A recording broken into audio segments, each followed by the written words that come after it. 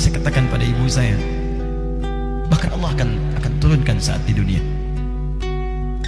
Ayah saya meninggal saat saya masuk pesantren. Dan baiknya saya rasakan luar biasa. Beliau mengajar di musalla kecil dulu, sekarang jadi masjid. Itu saya selalu di bawah. Beliau mengajar, saya tidur. Sekarang gantian, saya mengajar, beliau tidur. Dan kadang di pangku, gendong sampai pulang. Saya pernah sengaja pura-pura tidur untuk ingin tahu apa yang dikerjakan ayah saya di jalan. Jaga betul supaya nggak bangun.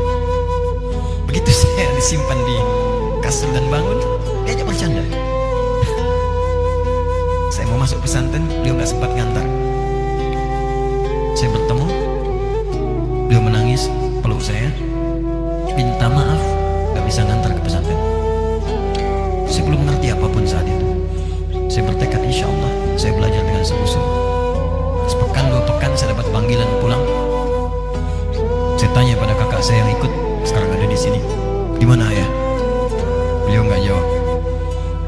Sampai di Bandung, paman saya, beliau sekarang Sekom MUI Jawa Barat, langsung menyampaikan, nampaknya nggak akan terkejar sampai sana, mungkin sudah dimakamkan. Saya ngerti, paham saat itu bahwa beliau telah wafat. Maka saya pulang. Maghrib saya sampai, saya dapati ibu di ruangan tengah. Saya datangi, saya menahan tangis, tidak menangis sedikit untuk membahagiakan ibu saya. Saya datang, saya peluk, saya temani tidurnya. Itu pertemuan saya dengan ayah saya terakhir di mimpi. Saya bermimpi melihat sudah pakai kemeja, tersenyum, mendatangi saya. Sudah. Besoknya saya cari ke kamar. Ternyata Allahu Akbar, apa yang selama ini saya pelajari di pesantren, kitabnya sudah ada di kamar semua dan disiapkan. Saya menangis saat itu, saya bawa mushaf. Jadi bapak saya, ayah saya, itu bajunya pun saat wafat dibagikan kepada sahabat-sahabatnya. Bajunya, kitab-kitab ini dibagikan. Ibu saya menunjukkan kemudian ada jam yang nanti nak pakai. Saya bilang simpanlah. Saya bawa mushaf. Dengan mushaf itu saya duduk di ruangan tengah, saya menghadap ke kiblat dan saya mohon kepada Allah, ya Allah, saya tak punya kemampuan lagi membahagiakan ayah saya saat hidup di dunia, tapi mohon jadikan setiap huruf dalam Al-Quran ini, ya Allah, pahalanya mengalir untuk ayah saya. Begitu saya bacakan saat itu tak bisa saya berhenti, dan tiba-tiba langsung masuk ayatnya, artinya, posisinya, nomornya, gak pernah berhenti, masuk. Saya bertekad ingin berbuat baik. Puncaknya saya sekolah. Ibu, ya Allah, saya ingin berbakti pada ibunda saya. Anda tahu apa yang terjadi? Demi Allah saya katakan, ketika Anda bersabar, ibu saya, Bu, Pak, itu krisis 97 Pak. Waktu krisis Pak, saya masuk pesantren, saya diberikan sempurna bekal seperti anak-anak lain.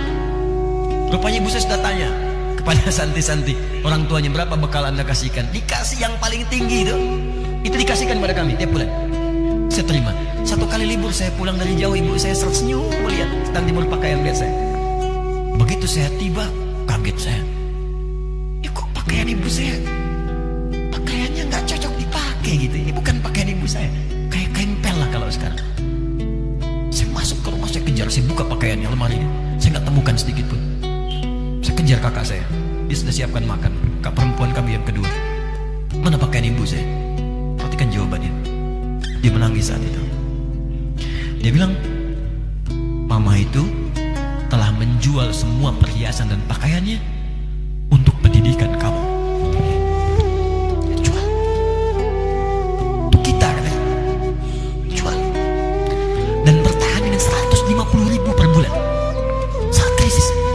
Jadi rupanya ibu saya itu makan nasi sehari cuma sekali. Beliau mengajar. Di berangkat sekolah itu cuma makan pisang, minum kopi, makan nasinya malam. Saya bilang, ya Allah, saya akan ganti baju ibu saya dengan kain ihram dan saya gandeng tangannya di Masjidil Haram. Dan apa yang terjadi? Begitu saya kuliah di Libya, alhamdulillah, saya berangkat, saya mulai mengajar, saya serius belajar. Saat itu kemudian Allah mulai berikan jalan. Saya ingin sungguh-sungguh. Malam saya belajar, saya menghafal Quran, saya belajar riwayat Quran. Sampai puncaknya tiba, saya ditugaskan pemerintah Indonesia saat itu untuk jadi petugas haji di Mekah. Saya telepon ibu saya bilang, Ma, saya insya Allah akan haji 2010. Saya telepon Februari saat itu. Saya dengar suara, terbayang wajahnya indah, senyuman, bahagia. Alhamdulillah, Nak. Kapan berangkat? Tahun ini insya Allah. Saya bilang, dan saya tidak akan pernah berangkat kecuali Mama pun akan berangkat. Terdengar nada pesimis tapi senyum. Dari mana katanya? Allah akan kasih, saya bilang. Saya sedang bekerja berusaha karena Allah, mustahil Allah akan sia-siakan itu. Berapa butuhnya? Porsinya 25 juta. Kapan harus ada? Bulan Juni. Ya, ini dari Februari ke Juni itu. Ya, Juli bukan Juni, Juli. Ya, jadi saya masih ingat bulan 7 5 bulan itu. Saya ibu Pak, nabung saya. Saya beli tabungan, saya niatkan untuk ibu saya haji. Bulan Juli masih setor 25 juta. Jadi semua tabungan masukin situ.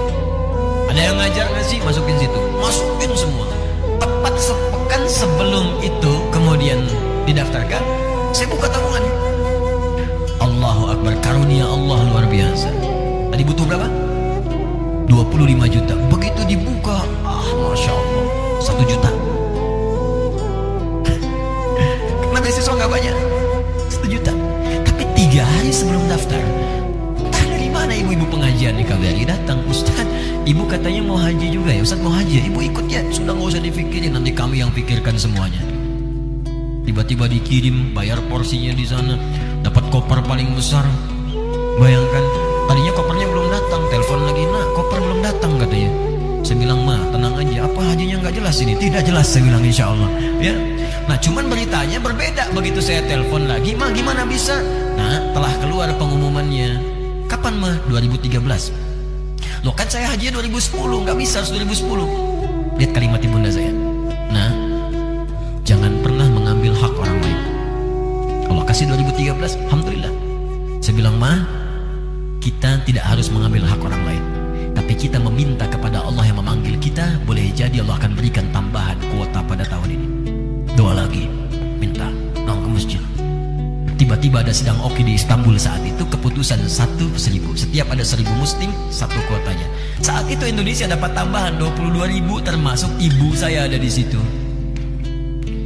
Ya, acara malam Al-Qadar 27 Ramadan, malam masih ingat betul, saya jadi MC dengan rektor pada saat itu. Saya nggak pernah bawa handphone, tiba-tiba handphone itu saya bawa, berbunyi kemudian telepon itu.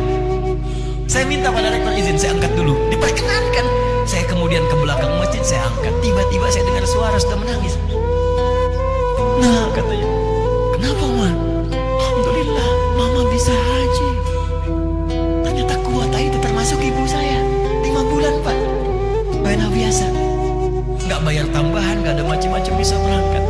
Begitu saya berangkat duluan, saya tungguin betul di apartemennya, di maktabnya sampai datang. Begitu sudah datang, saya nggak sabar. Saya lihat dari jauh.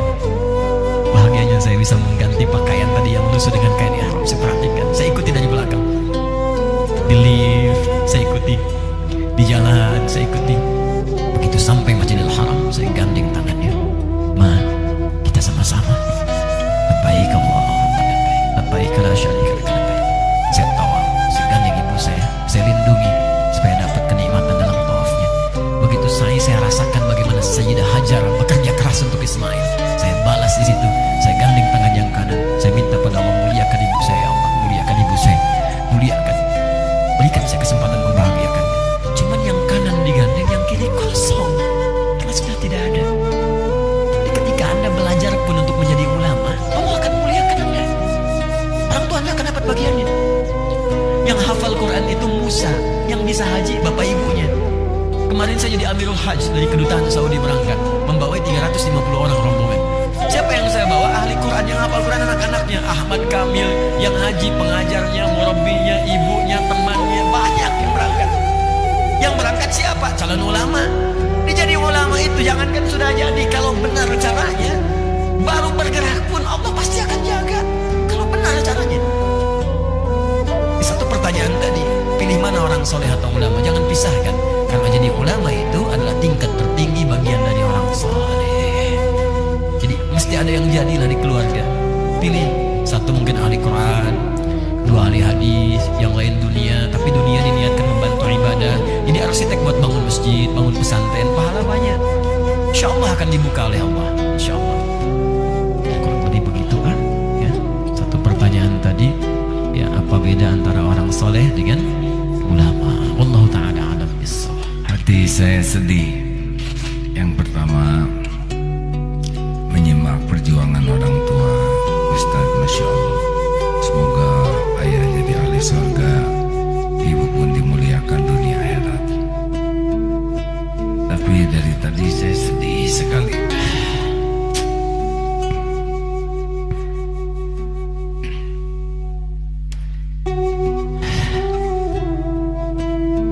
Mendengar uraian tentang ulama.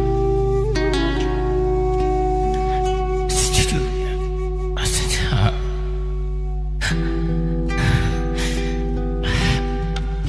sepertinya jauh sekali dari yang Ustaz sampaikan tadi. Saya kurang belum ngerti. Jangan kenapa bahasa Arab juga tidak fasih. Ilmu kita jauh. Gimana Ustaz? Nggak kepikir punya posisi seperti sekarang ini. Tapi kalau kriteria ulama seperti tadi,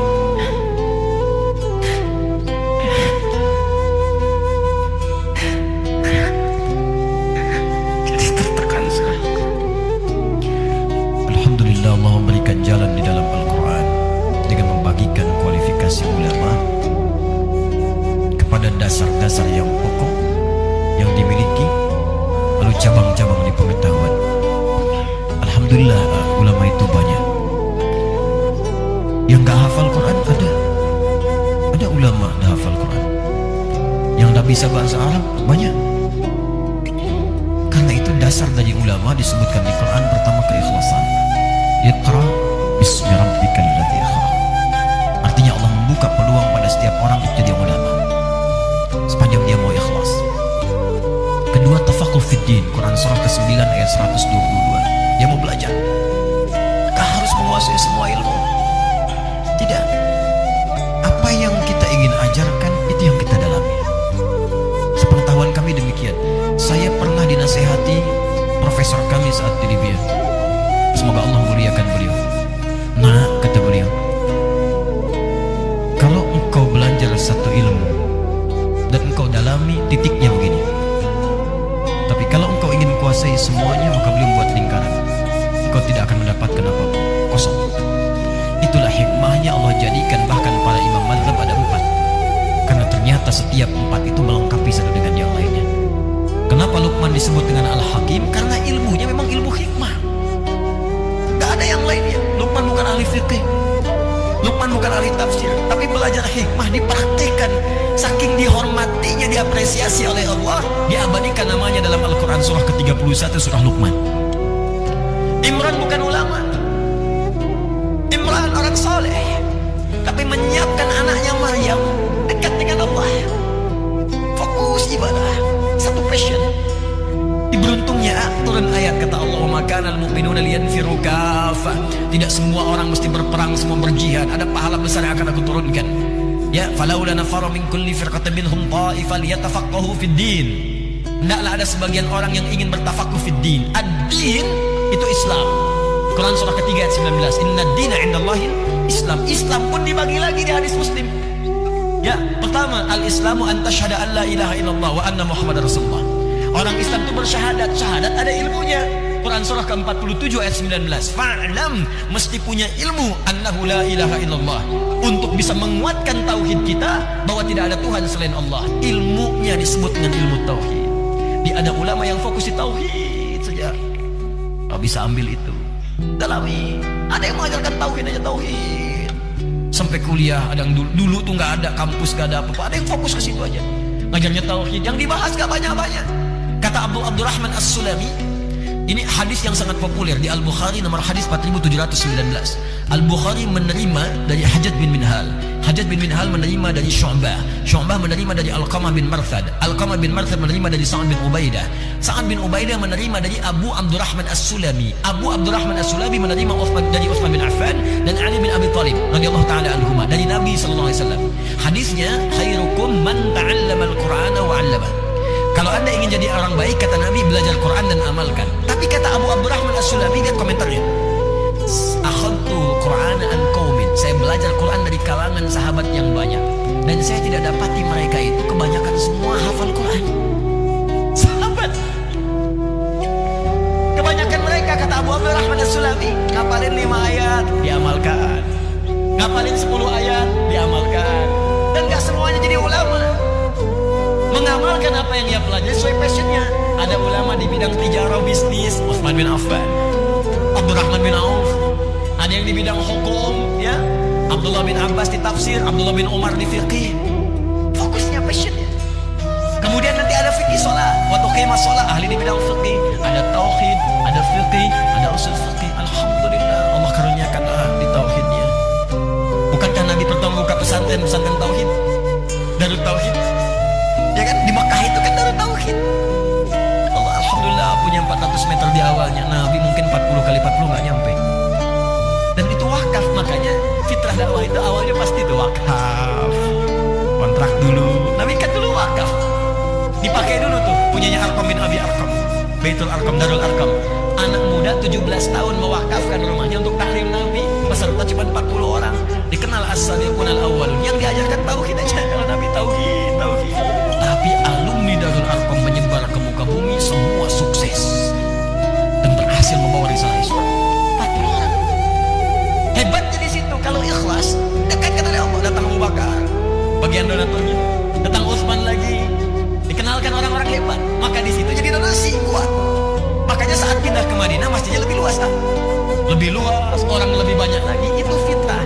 Kalau kita ikhlas awalnya mungkin kontrakan, rumah biasa, Allah akan kirimkan orang-orang hebat. Dengan dananya, dengan supportnya, dengan kekuatannya. Ahli militernya masuk istana Khalid bin Walid, ahli militernya. Mungkin nanti Panglima akan datang, ini akan datang. Banyak orang datang, 12.000 akhirnya. Dari 40, Nabi punya 12.000 sahabat kemudian hari. 38 jadi Panglima. Satu Panglimanya bisa setara untuk menaklukkan Persia dan Romawi. Alhamdulillah, syukuri. Mau fokus di tauhid, fokus di hikmah, silahkan. Mungkin kami yang di fiqih, ada yang di Quran, ya, fokus dan saling melengkapi. Alhamdulillah terakhir ini kami bersinergi, silaturahim, kiai-kiai ke daerah, terus kumpulkan teman-teman. Saya mengusulkan, yuk kita bikin database para ustadz. Kemudian passionnya, spesialisasinya dituliskan dan disebarkan ke masyarakat untuk dirujuk. Ini loh, kalau mau belajar tauhid, ayo ke Agim, berangkat semua. Kita tunjukkan di situ. Yang mau tafsir, ke Ustaz Fulan. Hadis, ke Ustaz Fulan. Kita bikin database-nya, sampaikan. Dan di situ ada saling melengkapi dan saling mendoakan. Saya doakan, sampai yang mentahdir saya pun dulu saya doakan. Yang mencela saya doakan. Saya nggak pengen punya musuh, cukup setan musuh saya sudah susah saya. Saya nggak pengen punya yang lain. Saya nggak mau pulang ke akhirat bertemu Nabi lalu ada orang dihukum karena saya nggak mau. Saya nggak mau. Ya, kata guru saya, nah kamu nanti siang berdakwah, tatap wajah orang-orangnya. Kamu malam sholat, minta sama Allah supaya dijaga dan kalimat yang kamu sampaikan sampai ke jiwa mereka. Ikhlaslah, karena itu yang paling sulit. Karena itu untuk menjadi ikhlas, saya bikin yayasan Konta Warkar Institute. Itu semua aset yang sudah masuk kami jadikan wakaf karena Allah. Kami kirimkan murid-murid keluar untuk belajar. Kita siapkan sekolah-sekolah. Jadi begitu mereka pulang, mereka teruskan. Saya wafat digantikan. Selesai. Nikmat sudah. Dunia itu capek itu biasa. Bu, capek merawat anak biasa bu, karena dunia tempat capek. Nanti kalau kita sudah selesai Pak, istirahat, gak akan diganggu. Baru istirahat, dibangunin. Si baru istirahat, dibangunin. Tadi pagi pertanyaan sekantong kresek. Belum napas, ada lagi biasa capek. Nanti kalau udah istirahat yang sesungguhnya, selesai tugas kita, meninggal enak istirahat ya Allah, nggak ada yang bisa ganggu. Orang meninggal dibangunin nggak akan bangun-bangun. Istirahat kita. tinggal kita mendapatkan apa yang Allah janjikan. Jangan takut dengan kematian. Ayo, kejar. Jazakallah khair. Selain ikut bersyukur ya, alhamdulillah. Aduh, hari ini hari terberat buat saya. Tadi naik sepeda ke Eko Pesantren Buang. Itu berat, capek.